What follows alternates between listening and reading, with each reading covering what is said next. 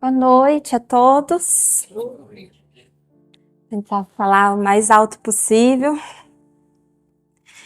Amigos, nós vamos iniciar o estudo de hoje com o Livro dos Espíritos, tá bom? Então, lembrando que nós estamos na segunda parte do Livro dos Espíritos, que fala do mundo espírita ou mundo dos espíritos. E nós estamos no capítulo 1 da segunda parte, que se trata da origem e natureza dos espíritos.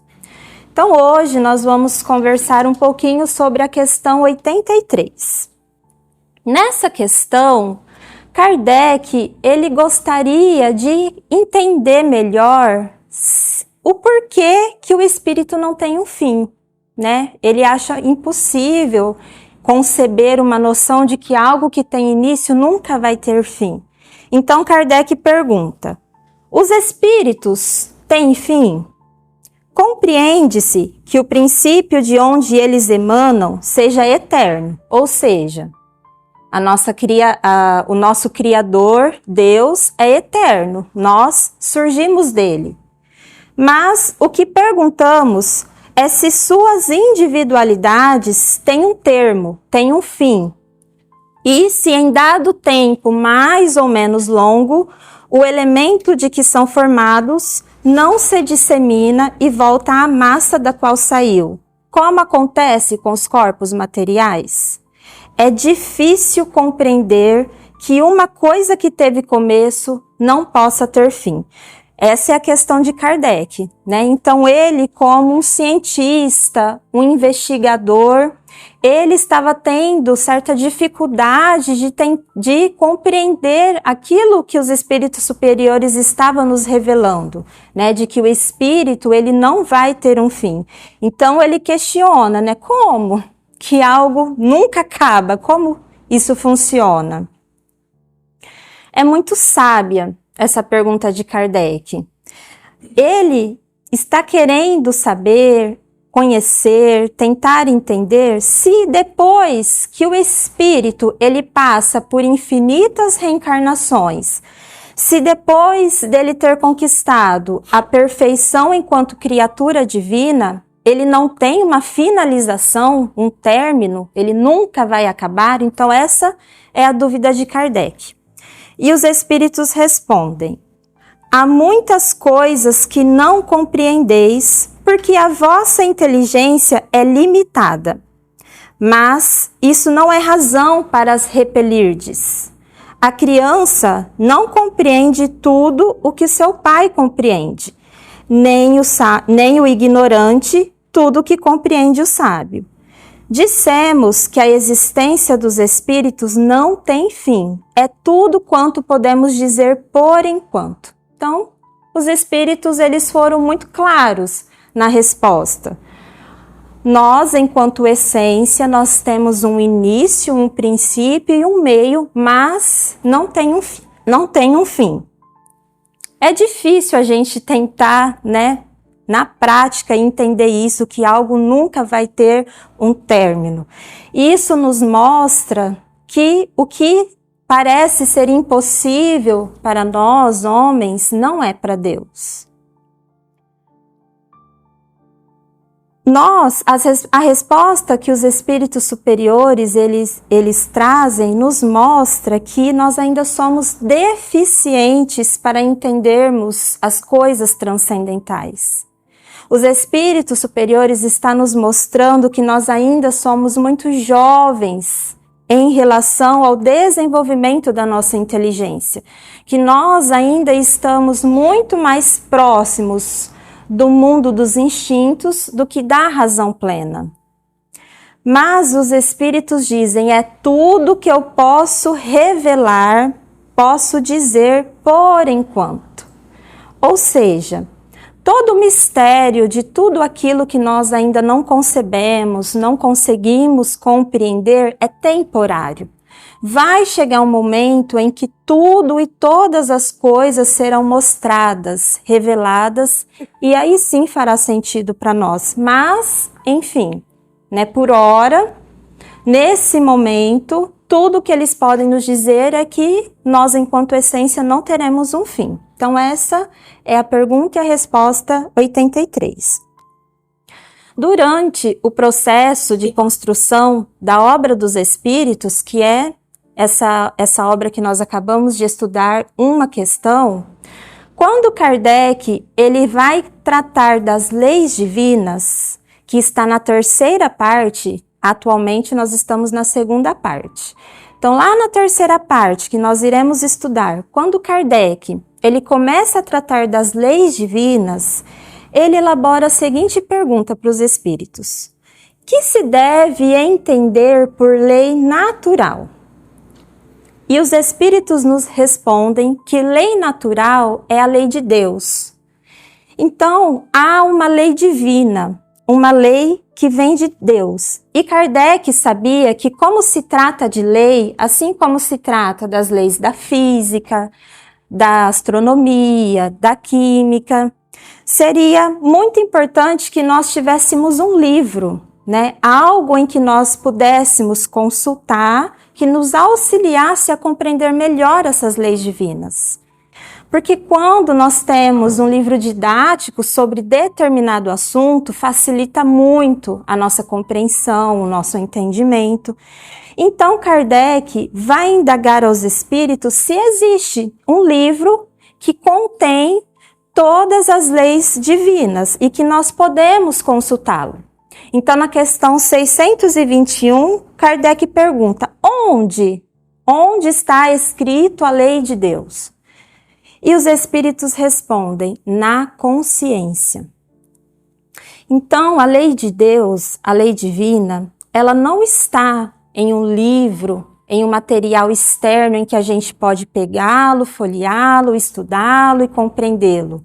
A lei de Deus está dentro de cada um de nós, na nossa consciência. E Kardec vai continuar com a indagação. Então, visto que o homem traz na sua consciência a lei de Deus, qual é a necessidade dela ter sido mostrada, revelada? E os espíritos nos esclarecem que nós, homens, esquecemos essas leis e a menosprezamos. Deus quis que ela fosse lembrada. O que os espíritos eles querem nos dizer, né, com essa resposta é que as leis de Deus estão dentro de cada um de nós, mas que nem sempre nós prestamos atenção a ela. E por que quase nunca, nem sempre, prestamos atenção a essas leis divinas? Porque as vozes do mundo, as vozes do material, as vozes dos status, do que eu tenho que mostrar para o outro, quase sempre ocupa todo o espaço da nossa consciência. E Kardec, identificando isso, ele então pergunta para os espíritos: então me diga, qual que é o tipo mais perfeito, então, que Deus tem oferecido a nós para nos servir de guia e modelo, já que as leis de Deus estão dentro de cada um de nós? E os espíritos respondem: Jesus. Kardec, né, o que ele queria com essa pergunta para os espíritos? Ele queria identificar qual que seria o melhor professor, mas não só um professor que entendesse muito bem da matéria, mas um professor que a tenha vivido, a tenha exemplificado, porque Kardec considerava que não bastava somente ser um guia, mostrar o caminho, era também importante ser um modelo. E os espíritos dizem: Jesus. Jesus, ele é o guia, ele é o professor mais sábio, ele vai sim apontar o caminho para nós, só que a grande diferença é que ele é um modelo de vivência de todas as leis divinas que estão esquecidas e menosprezadas dentro de nós. Então, é sobre esse homem que nós podemos dizer, de acordo com a nossa inteligência, que a gente ainda não sabe a grandeza de Jesus, é sobre Jesus que nós iremos conversar hoje. Então, hoje nós iremos iniciar o capítulo 23 do Evangelho segundo o Espiritismo, que Kardec intitulou de estranha moral. A estranha moral, elas são aquelas falas, aqueles versículos que estão no Evangelho, mas que quando a gente lê, a gente ouve, causa uma certa estranheza. O próprio codificador, Kardec, ele vai nos mostrar que determinadas falas, palavras atribuídas a Jesus, ou ele não as proferiu, não as falou, ou ele as proferiu em um sentido que nós não compreendemos. E ao longo do desenvolvimento do Espiritismo, nós vamos ter o auxílio da espiritualidade, o auxílio, dos espíritos superiores para nós compreendermos estas falas que nos causam estranheza. E nesse capítulo, especialmente, está a prova para quem ainda duvida, para quem ainda não considera que não faz muito sentido acreditar que o Espiritismo é o Consolador prometido por Jesus. Jesus, ele afirmou: o Pai enviará em meu nome um outro Consolador que vos ensinará todas as coisas e vos lembrará de tudo que tenho dito. Se esse outro Consolador, ele vai nos ensinar todas as coisas, é porque à época Jesus não pôde nos dizer tudo. Se esse outro Consolador vai relembrar o que o Cristo nos disse, é porque o seu ensino foi esquecido ou mal compreendido por nós. Então é isso, exatamente isso que o capítulo 23 vai nos revelar, nos ensinar. Que a doutrina espírita, ela esclarece de uma maneira fácil, inteligível, de uma maneira que tem lógica, todas as histórias, as parábolas que Jesus veio nos ensinar. A doutrina espírita vai nos esclarecer todas aquelas passagens, ensinos que muitos de nós não compreendemos naquela época e nem na época de hoje. É muito esclarecedor uma fala de Kardec que está no capítulo 1 do Evangelho segundo o Espiritismo, que nós já estudamos, quando ele afirma que o Espiritismo é a chave com o auxílio da qual tudo se explica com facilidade. E quando nós vamos estudar a doutrina espírita, realmente faz muito sentido. Tudo se explica de uma maneira lógica, fácil de entender. Kardec vai nos revelar, nos mostrar que é muito importante sempre, ao estudarmos Jesus, nós retornarmos ao contexto em que as palavras dele foi proferida. Todas as palavras de Cristo, quando foram proferidas, havia um contexto que precisa ser conhecido, ser estudado, para somente assim a gente entender verdadeiramente o que ele quis nos dizer.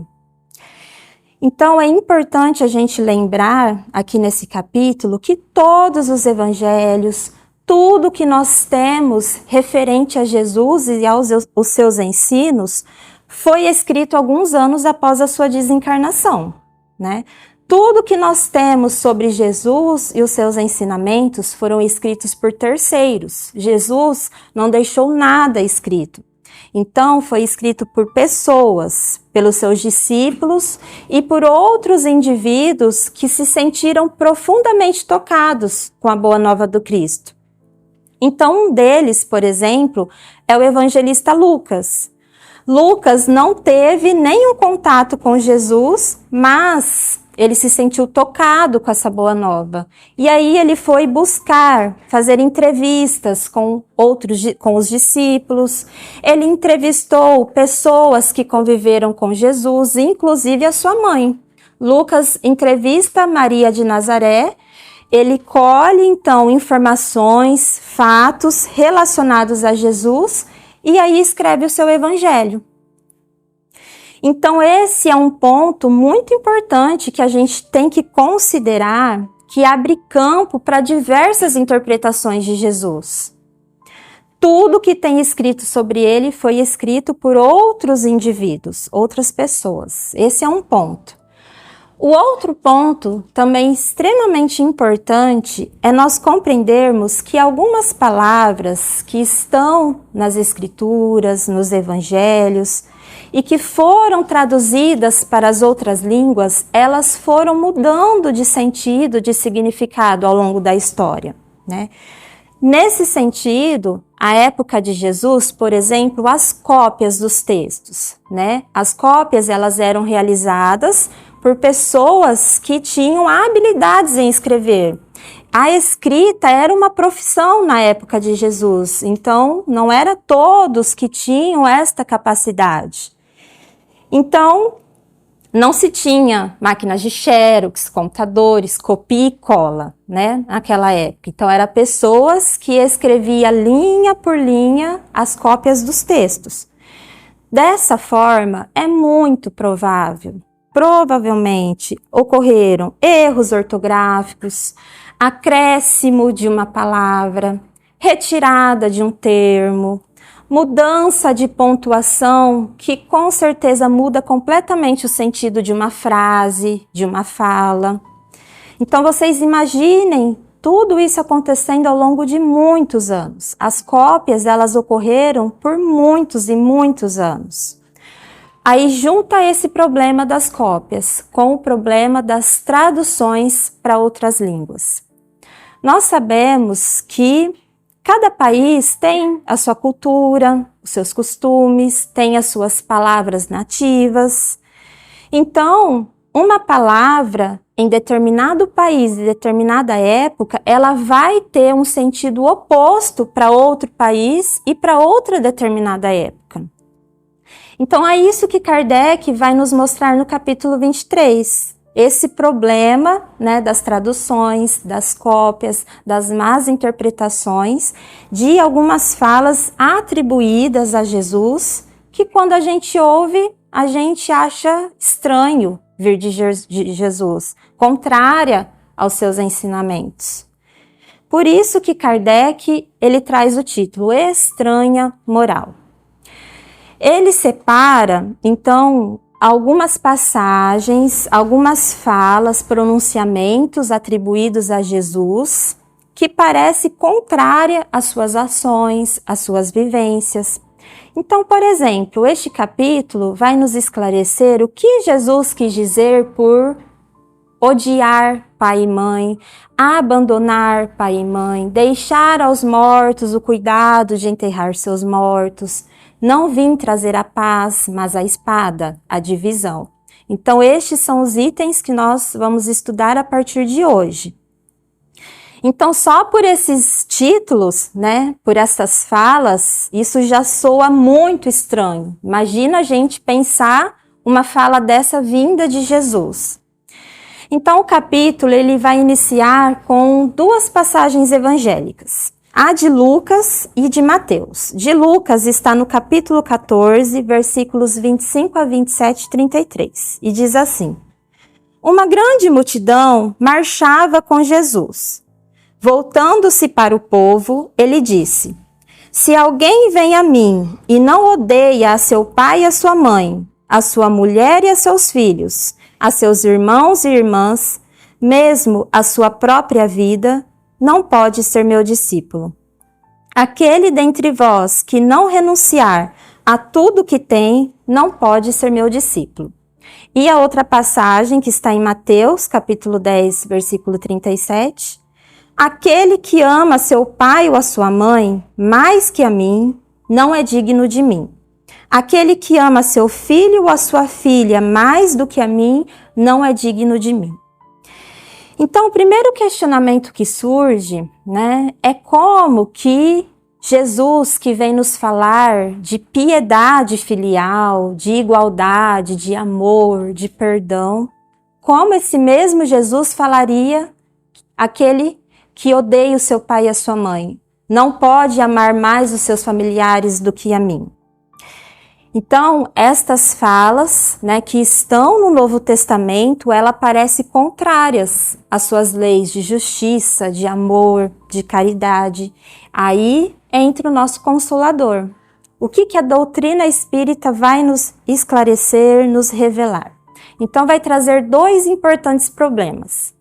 O primeiro dele é que, devido à grandeza de Jesus em comparação à nossa pequenez, lembrando, né, que tudo o que temos de Jesus foi escrito por outras pessoas.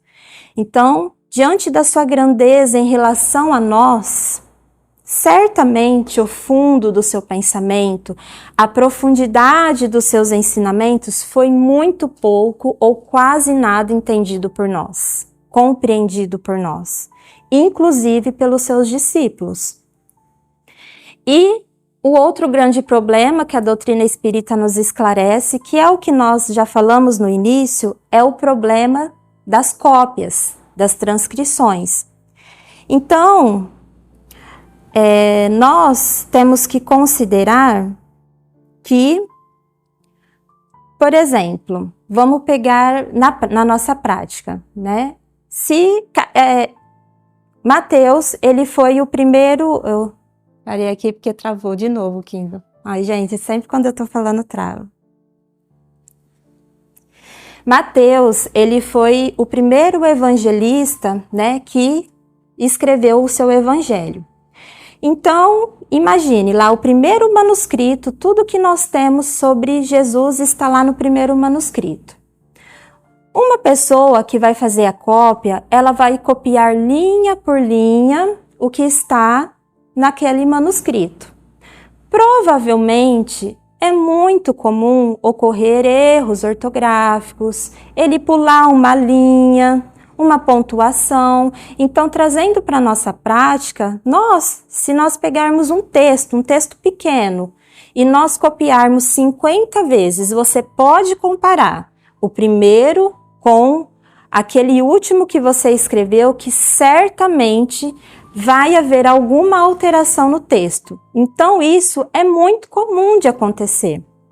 E essa questão, né, de odiar pai e mãe, que é o nosso item de hoje, é aí que entra, então, o nosso Consolador, o que vem nos dizer o Evangelho segundo o Espiritismo. Os primeiros escritos, né, as escrituras, tudo que nós temos de Jesus foi, a princípio, escrito na língua hebraica, somente na língua hebraica. A partir daí, passaram a ocorrer as cópias e as traduções.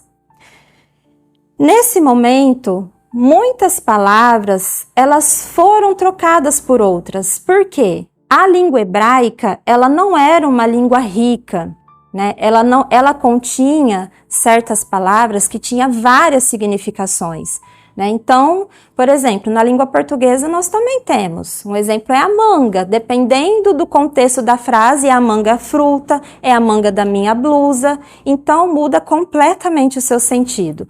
Na língua hebraica, isso era mais comum ainda. Uma mesma palavra ter várias significações de acordo com o sentido da frase.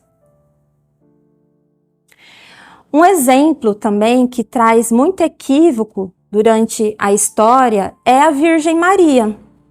Na linguagem hebraica, virgem tem o significado de pureza, de virgindade, de você não ter tido uma relação sexual. Mas também tem o significado de uma pessoa jovem. Uma pessoa virgem na língua hebraica é uma pessoa moça, muito nova de idade. E quando os discípulos, os apóstolos, eles atribuíram esse nome a Maria, Virgem Maria, eles estavam dizendo no sentido de que Maria teve Jesus muito nova. Ela era de uma idade muito pequena, né? Então era muito nova. Não no sentido de ela não ter tido relações. E a Igreja Católica, principalmente, e outras correntes religiosas, consideram a Virgem Maria como aquela pura de toque físico, né? E desconsideraram na história os irmãos de Jesus. E a doutrina espírita vem nos esclarecer, Jesus tinha irmãos, né? Tem cientistas, tem documentários na ciência hoje que comprovam, consideram que sim, houve irmãos na vida de Jesus. Maria e José, eles tiveram inúmeros filhos. Jesus era mais um. Então, esse é um exemplo das más interpretações da língua hebraica, né? E a palavra odiar, que é o nosso item de hoje, é também um exemplo dessas más interpretações. Então, Kardec vai dizer: a princípio, se Jesus tivesse dito isso, tendo a palavra odiar no sentido que tem hoje na nossa linguagem, seria completamente incompatível com a sua doutrina. Certamente, a palavra odiar à época de Jesus não tinha o mesmo significado que tem hoje. Então, Kardec, como um excelente investigador, nesse capítulo, ele recorre a um amigo dele, chamado Pesani. Esse amigo, ele era um professor e um conhecedor do hebraico e do grego. E Kardec, ele pede para que Pesani explique esse contexto, essa problemática que era a linguagem hebraica. E Kardec, ele vai inserir uma nota de rodapé no capítulo 23, contendo a explicação de Pesani. Então, Pesani, ele nos esclarece que a época, na linguagem hebraica, a época de Jesus, odiar significava amar menos. Não amar um igualmente tanto quanto se ama um outro. Ou seja, odiar naquele contexto não tinha o significado de detestar, de ter desprezo por alguém, né? Então, se nós trocarmos a palavra odiar por amar menos, já muda completamente o sentido da fala de Jesus. Então, ficaria assim: quem não ama menos seu pai, sua mãe, sua mulher, seus filhos, seus irmãos, mesmo a sua própria vida, não pode ser meu discípulo.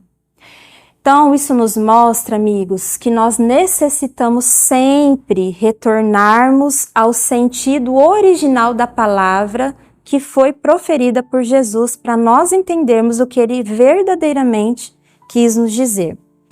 E por que Jesus ele faz essa afirmação, né? Que quem não amar menos aos seus familiares não pode ser seu discípulo. Aí entra a doutrina espírita nos esclarecendo. Jesus, ele veio principalmente nos falar sobre a vida espiritual. Ele veio nos dizer: meu reino não é deste mundo. Ele estava nos dizendo que a nossa morada, a nossa verdadeira casa não é esse mundo material. E Kardec vai nos esclarecer que quando Jesus ele proferiu essa verdade, esse dogma, meu reino não é deste mundo, ele começava a trazer a verdade, a noção da vida espiritual, da imortalidade da alma. Então, quando Jesus nos diz que nós devemos amar menos os nossos familiares, ele está nos falando da necessidade de nos desapegarmos do material, da necessidade de nos desapegarmos das pessoas, dos familiares, aquela necessidade que nós temos de ter o nosso ente querido como posse nossa, que nós não podemos aprisionar um ente e nem nos tornarmos presas.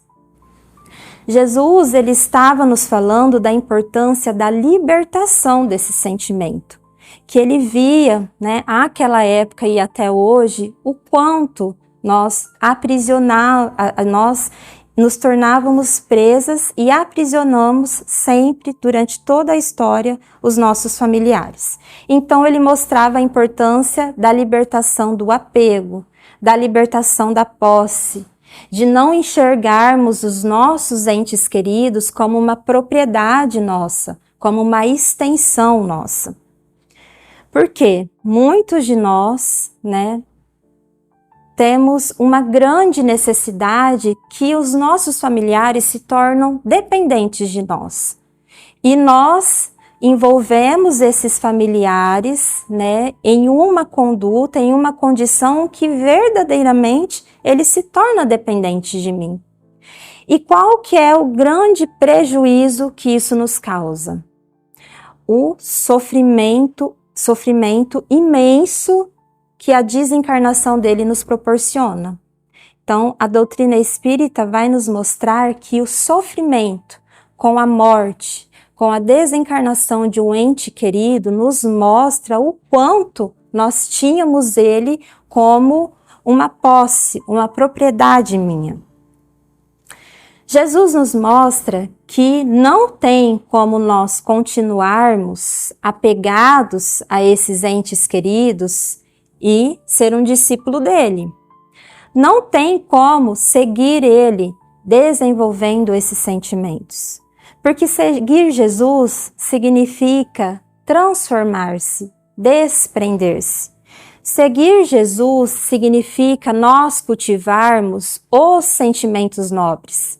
E estes sentimentos nobres, a paciência, a benevolência, a fé, eles são contrários ao apego, à dependência, ao aprisionamento. Então, o Espiritismo, nos mostra no capítulo 23 que ele faz um resgate, uma construção solidificada, trazendo a verdade do pensamento de Jesus. Retira, portanto, todas as deturpações, más interpretações, erros que nós, cultivamos durante muitos e muitos séculos, tudo o que Jesus veio nos dizer. E esse capítulo, especialmente, ele vai nos mostrar a importância da pesquisa, da investigação, do estudo e, principalmente, a importância de um grupo de discussão. Kardec, ele recorreu muitas e muitas vezes a um grupo de discussão para compreender as verdades que a espiritualidade estava trazendo. Ele tinha a Sociedade Parisiense de Estudos Espíritas, onde ele contava com indivíduos que recebia determinada informação da espiritualidade e era discutido, questionado o que um compreendeu, o que o outro compreendeu, assim que a gente vai desenvolver um tema, ou algo que é tão fora da nossa rotina, como as verdades que os espíritos estavam trazendo, é muito importante nós sabermos o que o outro está entendendo daquilo que está ouvindo. O que eu estou entendendo, isso acrescenta em muito. Então, Kardec, ele recorreu a um grupo de discussão para entender os costumes, para entender toda a linguagem da época de Jesus. Kardec, ele contava com pessoas de diferentes especialidades para compreender os significados das verdades que Jesus trazia. Portanto, estudar em grupo, gente, possibilita uma diminuição das más interpretações que todos nós, sem exceção, estamos sujeitos a interpretar quando a gente, muitas vezes, estuda somente em uma fonte, quando a gente leva ao pé da letra aquilo que está nos evangelhos e corremos o sério risco de sermos propagadores de más informações, de informações equivocadas de Jesus. Então, nós temos que ter muito cuidado com isso. O estudo na casa espírita, ele nos proporciona, ele nos auxilia, ele nos ajuda em muito na compreensão das verdades que a doutrina espírita nos traz. E nós necessitamos conhecer com profundidade o espiritismo. Eu falo por mim, eu necessito e muito conhecer com profundidade e pretendo aproveitar esta encarnação enquanto espírita, onde tudo está mais fácil, de mão beijada para mim, está tudo pronto, para eu poder aprofundar cada vez mais. Então, só compartilhando com vocês a minha experiência, Os estudos aqui na Casa Espírita têm me proporcionado uma abertura de conexões, um aprofundamento de questões que antes eu considerava um mistério, eu considerava que era muito difícil de compreender, que eu não tinha capacidade. Então, por exemplo, vir aqui às quartas-feiras e ouvir os amigos que estudam para as suas exposições me engrandece muito, porque eu consigo compreender a forma como ele compreendeu aquela lição. Mas, especialmente, vir aqui de terça-feira nos estudos, amigos, tem assim, me proporcionado um embasamento, me instigado a conhecer cada vez mais a doutrina espírita. Então, nós estamos num grupo onde tem uma fala e eu não compreendo, para mim não faz sentido, o outro fala a forma como ele entendeu, de repente eu falo, nossa, realmente, para mim também faz sentido dessa forma, ou não, olha, eu entendi dessa maneira, você não acha que pode ser assim? Então está sendo muito gostoso esse estudo e eu considero que para minha vida profissional, né, o aprofundamento na doutrina espírita tem me proporcionado uma abertura de paradigmas, de fronteiras para com o meu paciente. Então, assim, coisas que hoje a psicologia ela é limitada, a doutrina espírita esclarece e muito bem, né? Então, isso tem me auxiliado também na minha vida profissional. Então, aproveitem, amigos. Aproveitem a oportunidade que vocês estão tendo. E uma das principais justificativas que eu ouço aqui, eu sou velho, não tenho mais idade. Não tem idade para isso. Nós temos aqui conosco de terça-feira a Dona Leda, que traz importantes contribuições, né, Dona Leda? Dona Leda participa toda terça, toda quarta, ela está aqui. Então, não tem essa justificativa de idade para se estudar a doutrina espírita. E a doutrina espírita, ela nos proporciona nós conhecermos o mundo material. E o que é conhecer o mundo material? É nós conhecermos as causas das nossas vicissitudes, as causas dos problemas que nos afligem, dos nossos sofrimentos, das nossas dores, por que eu passo por provas e expiações. E também nos proporciona conhecer o mundo espiritual do qual todos nós aqui, sem exceção, iremos retornar. Então, vocês não gostariam, né, de conhecer para onde vocês vão quando desencarnar? Eu tenho muita curiosidade. Nasci na doutrina espírita, sempre fui espírita, mas hoje, com 35 anos, que me despertou verdadeiramente esse interesse, né, em querer conhecer com profundidade a doutrina espírita.